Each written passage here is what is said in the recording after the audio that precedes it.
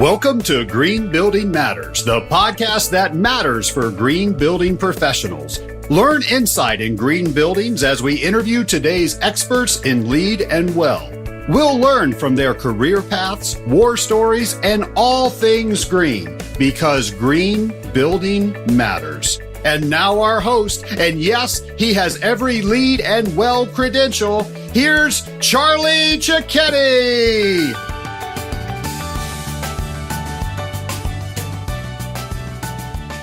Hi everyone, it's Charlie Cichetti, and I hope you're having a great week. Thank you so much for listening to the Green Building Matters podcast. I am having a blast here on the podcast. So is the entire team. I just want to say thanks to my entire team that's helping put this out each and every week. I'll admit, this is new. We launched it at the beginning of 2018. There's been a couple rusty episodes with some of the quality that could be even better, but we are going out of our way to make sure we have awesome guests talking about their green building careers and hopefully inspiring you to really further your career and just to hear some of the stories. There's been some amazing stories so far on the podcast. I want to ask for feedback. If you have any potential guests you think we should really showcase, maybe you want to also showcase some of your story, shoot me an email, charlie@gbes.com. Also, just give us feedback on what you think so far. Are there certain questions we should be asking? What do you think of the length? I'm all ears. I really want to make sure this is best in class. And if you're listening each and every week, which I look at the numbers on iTunes, I look at the numbers on Libsyn and Stitcher. These are the podcast tools we have, and we're seeing some growth, and it's just a lot of fun. So hopefully you're enjoying it. Give us honest feedback, and we'll listen to that. We'll reach out. We'll have a conversation. But please, shoot me an email, charlie@gbes.com. This week, I want to just kind of give you a public service announcement. I just want to talk a little bit about some of the changes with green buildings we're tracking at my companies here in 2018. I want to also talk about some of the credentials, make sure you understand when might those exams change, just so you're ahead of that curve. And so let's just go over some updates, and then we'll be back next week with yet another guest. And remember, these are launching Wednesday mornings, Eastern Time. All right, so let's talk about some changes happening with LEED and WELL and our green building rating systems. I'm actually recording this while at the Greenbuild-Europe Conference. I really had an amazing class today. I taught a LEED Green Associate full-day workshop, and there were some professionals from several countries here in Europe that came in to really learn LEED V4, to understand what's it take to pass this LEED exam. Interestingly, for example, there's just under 300 LEED professionals in Germany. We're here in Berlin, and I'm just having a great trip, really inspired by everyone I met today. And then the conference continues tomorrow and the next day. So Greenbuild Europe, first time they've done a Greenbuild here. Just so you know, there's going to be Greenbuild Mexico, June 19th through 21st. There's going to be Greenbuild China, October 23rd and 24th. And then Greenbuild India will overlap with Greenbuild in the US. And this year, the big one is in Chicago. And that's middle of November, November 14th through 16th. So they're going to be doing a simulcast between India and then the big conference, over 20,000 people getting together in Chicago. While the Greenbuild Europe Conference is smaller, I think there's only 300 or 400 people here. It just shows that in Europe, there's been other green building programs like BREEAM, and in Germany, there's DGNB and some other rating systems. But what's happening is LEED really is growing internationally.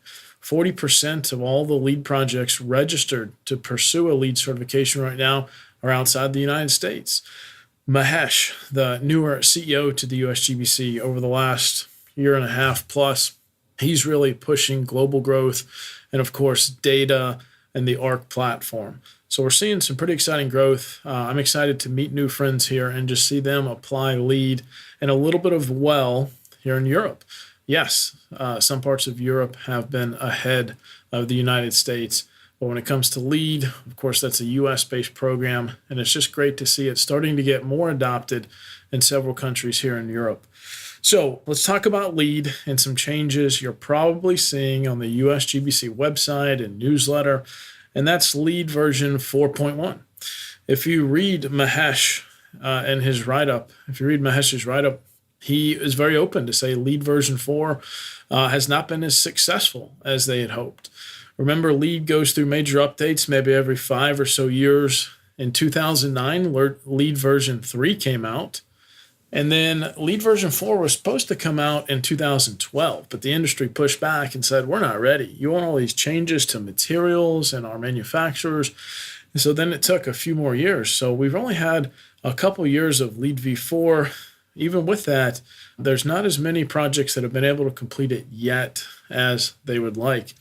So now comes LEED version 4.1, and the O+M LEED version 4.1 beta is out. You can read that on the USGBC website.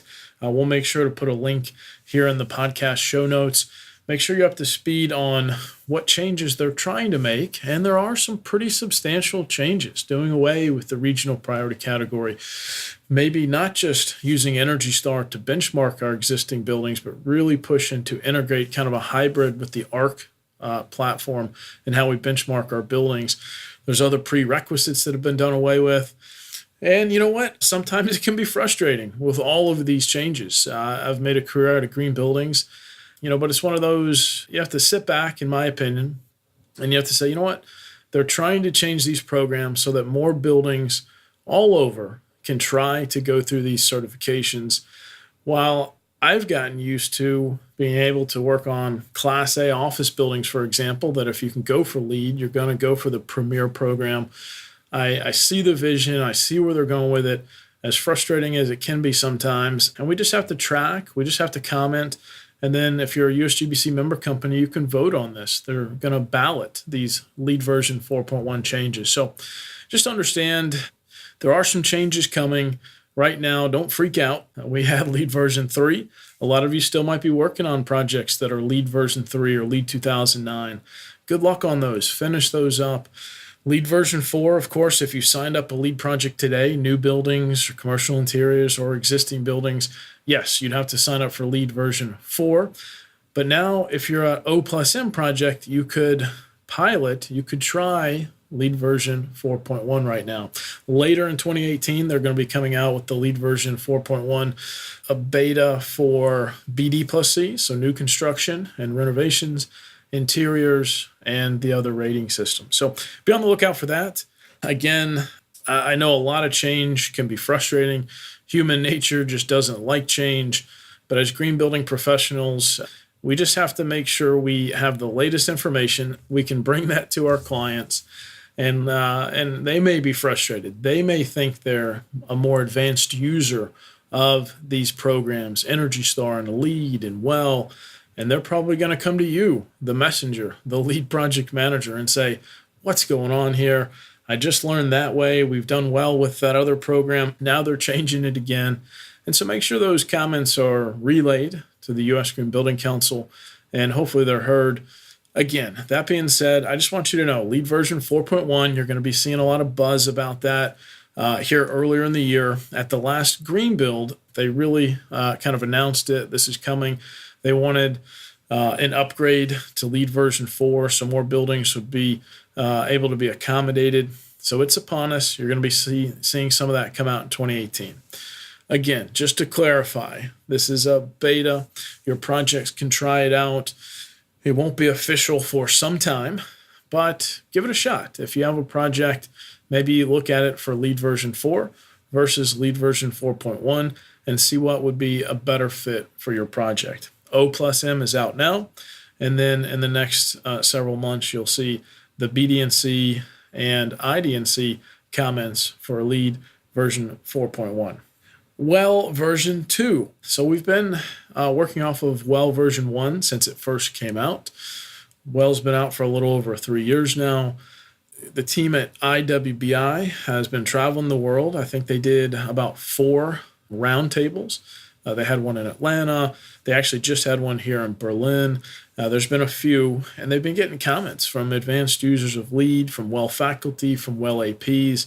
Last count I had, I believe there have been 80 projects that have completed the WELL certification. There's 700 more that are registered, and that's over 147 million square feet in 32 countries. So Rick Fedrizzi and the team at IWBI are really advocating for well. A lot of projects have registered, they're pursuing, they're applying well best practices, but still a smaller number that have got across the finish line and actually completed it so far.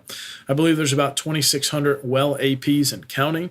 So if you haven't yet, make sure you brush up and go for your well AP credential. So well version 2, you're going to see some pretty big changes to the well rating system. Don't worry about that as far as your exam goes. My prediction, that probably won't be until next year, 2019, exam changes. Of course, here at GBES.com, if any of the lead or well exams change, we will be the first to let you know. We'll update our study tools accordingly. So well version 2 is trying to better accommodate and become more mainstream, but that's not going to be launched for some time. Right now, they're just gathering a lot of public comment from those early users of well. You can kind of read some predictions, though, on the wellcertified.com website. But what's happened is, while we want to pursue well as the premier wellness real estate program, it's really shined a light on Fitwell. You can check out this program. It's a CDC program at Fitwell, FITWEL.org. And so some of my clients are actually taking a look at Fitwell because there's no prerequisites. You can get 1, 2, or 3 stars depending on how you shake out with your slightly different, there is some overlap with well, but slightly different wellness approach. And it's a good program.